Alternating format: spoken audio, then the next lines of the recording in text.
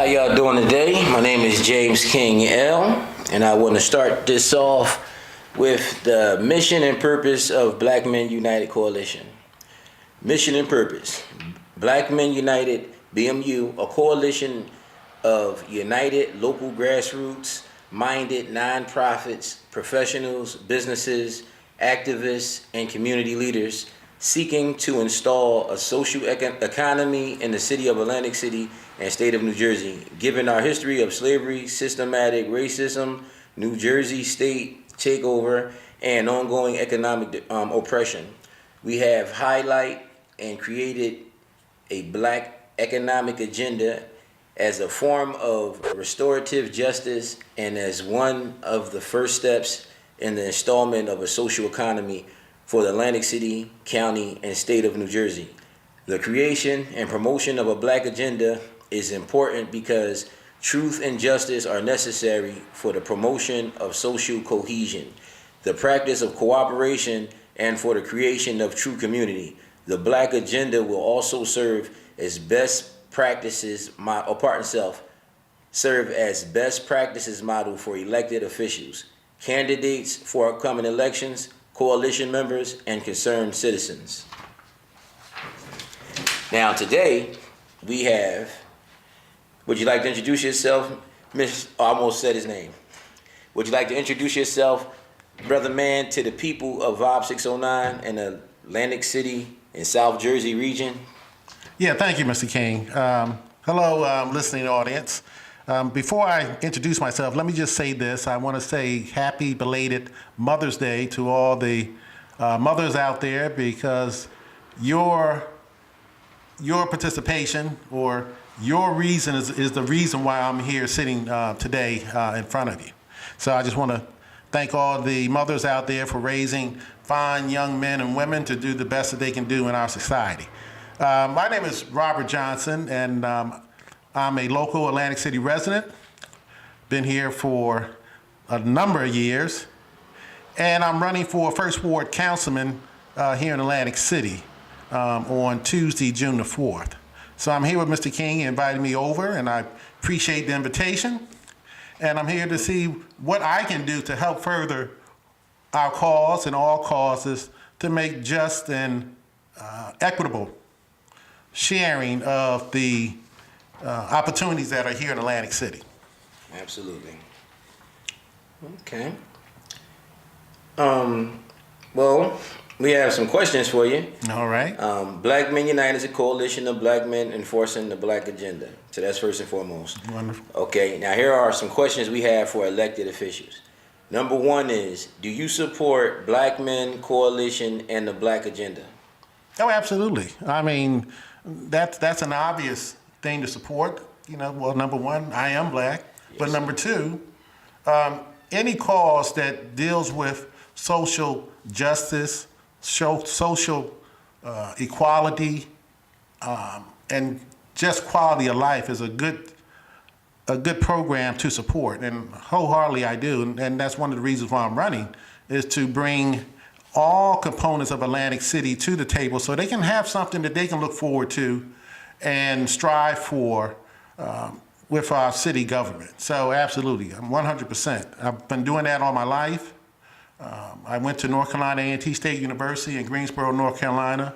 And for folks who aren't familiar with that, that's a historically Black institution and where the sit-ins actually began. And I participated in a lot of sit-ins. Yes. Down in North Carolina when I was there. And we think that in 2019 that we have reached a level in our society where all folks feel that everything is on a level playing field. It still hasn't reached that point. And when I was there in North Carolina A&T, I graduated in 1982 with a degree in architectural engineering. We were still on the battlefield then, fighting for equal rights. So absolutely anything of this nature, I'm wholeheartedly for and try to promote as much as I can.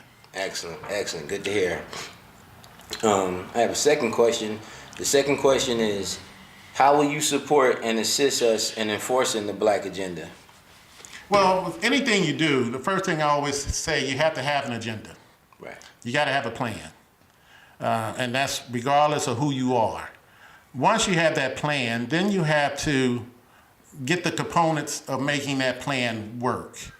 Having everything detailed, written down, because if you're not prepared, how do you expect someone to be prepared for you? So everything has to be detailed, written down, outlined on exactly what we're looking to achieve. And once that's done, then you can form a better coalition and bring in other people to help the issues that you had concern about. Me as a councilman, when I'm elected, I've been out in the forefront in the past trying to promote, even when I wasn't councilman, trying to promote Atlantic City First residents, regardless of your background or color, to be able to participate. And I think African Americans or black men and women should be able to participate in that forum also.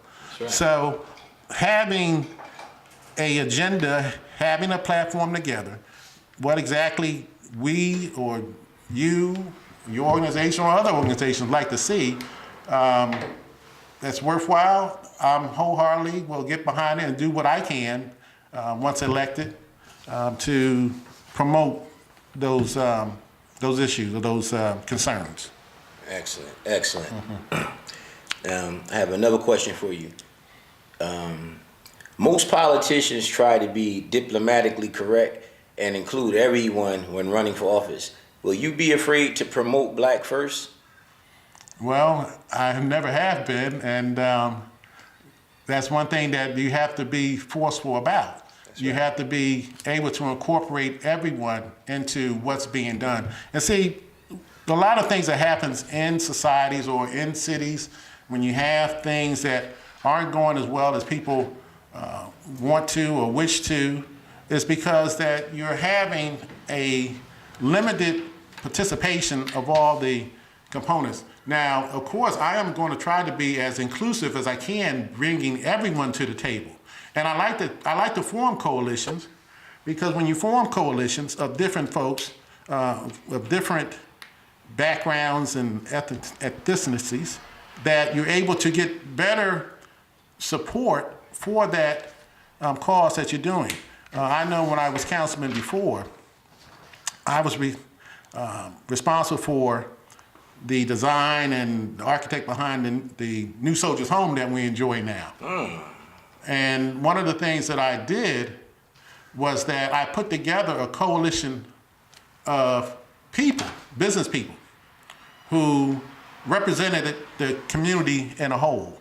It's been too often that we have things done in the community where we don't participate in. When I say we, African Americans, we're good to be counted, but not counted on when it comes down to getting things done. We always say, well, let's worry about the bricks and mortar of a project versus the pen and the paper.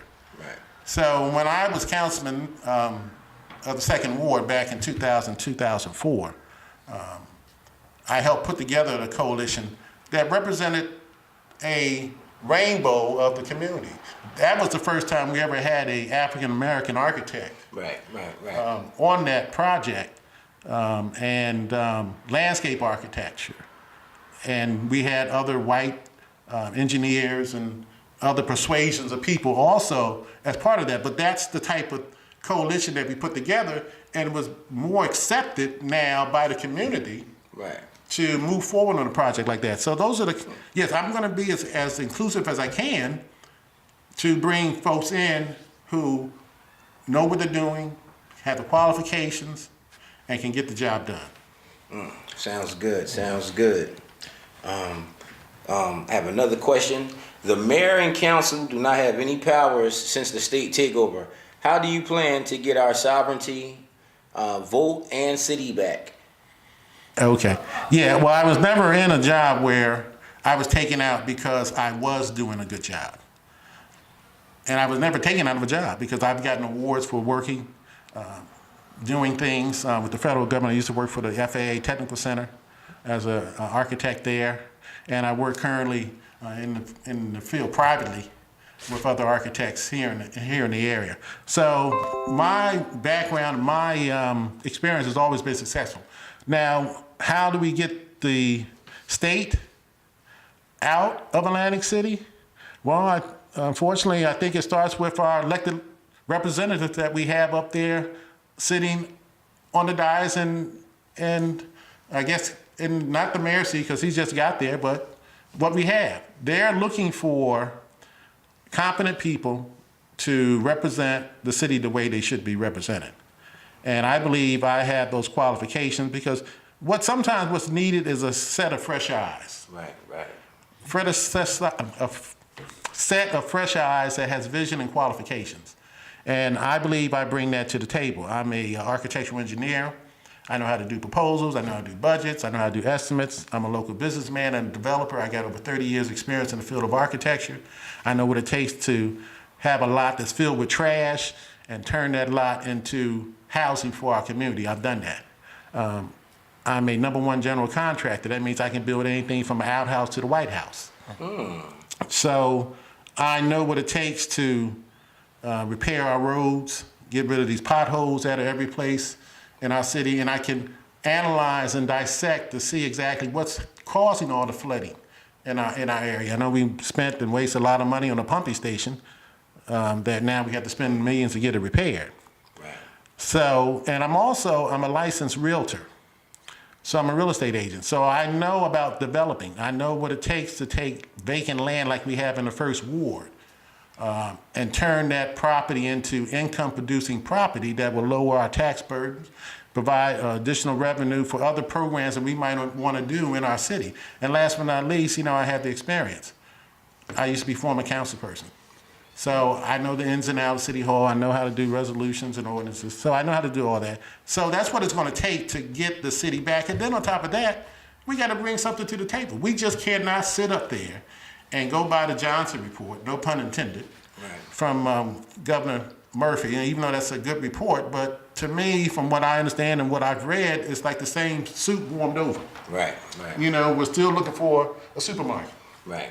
A good one. Yeah, a good one. And that should have been done. Right. A long time ago. So those are the kind of things that I bring expertise. I can bring something to the table. We have to bring something to the table to get out of state control. Now speaking of, getting a good supermarket and quality corner stores, we want to know if there was a need to protest and shut down stores and businesses and government for not adhering to the people's needs, will you be inclined to support something like that? It's funny, you guys, Mr. King, you guys are asking the questions right up my line. Hey, that's great to hear. Y'all know that. That's great to hear. Yeah, because, again, as I said, I went to A&T, State University, the leaders in the civil rights movement. And when I was council person, and one of the reasons why I ran for council, it was a lot of reasons. Primarily when they closed off the streets and divided our community from one side to another. And I said, when I get elected, I told the people, if you elect me, I'll get that street reopened at Adriatic and Route 30, and I did. But another reason, why I ran was because I'm a developer. I'm the only African-American qualified developer in the city of Atlantic City. And to be a developer, you have to build or design, take a piece of land and divide that up into a minimum of 3 houses. Right. Or 3 partials. And I've done that on New Jersey and Caspian Avenue. So I'm a qualified developer. So, and the reason why I ran was because I dealt with an agency called the CRDA, Casino Reinvestment Development Authority. They were giving money to everyone else other than a person of color like myself. I'm the only African American now in the city, developer, and I couldn't get any funding. So we're talking about striking. I did strike. I struck against the CRDA. That's serious. Yeah, and we were outside their office, and this was back in, I guess, 2003. And at the time, the executive director was James Kennedy, and we weren't happy with the services or the I guess the practice that the CRDA was doing against us compared to everyone else, and we took it to the streets and we protested. So, absolutely, believe you me, I'll be the first one out there. Now, I'm not gonna get out there and just protest and just be protesting now. Right. Let me get that clear. You know, And that's right. but if it needs to protest, we had to protest. As a matter of fact, and let me go back to my college days. I was out protesting then. Wilmington 13, we marched against the Klan. Interesting. Yeah, back in 1980. I'm probably telling my age here, but 1980, 81. Myself and the students, there was a group that was part of our university that was out protesting, and the Klan was coming around and challenging the group, and the school took up arms like we did back in the 60s. And we marched against the Klan back then. We had Andrew Young come in and speak. Cleveland Sellers came in. This was the night before. It was just like you see on TV with Martin Luther King. Right. And how they gathered the night before the march. Well, we did the same thing. You know, and we marched against the Klan. Wow. And they said if they see any black people that day, they were going to shoot them on sight. And we marched. That's what I'm talking about. You gotta be fearless. That's So the only thing they respect. yeah, so you know, listen, sign me up. Okay. All right. My next question is, how will you be able to communicate with the community with different resources and information available? Well, one way is to attend the civic associations that are in the neighborhoods, being there for them at their meetings. Also, disseminating information through the churches, the masjids, or other organizations that are in the city. And then hopefully putting out periodicals, newsletters. You know, and there's also the public announcement system that we can use. But anything that we can do and that can get the message out that there's information that the community needs to know about. So we'll be trying to use all those type of sources to get things done or get information out. Now, will you voluntarily resign from your position if you are unable to make a change and forward the torch to someone else? Well, I guess I won't be never leaving then, because I've always gotten something done.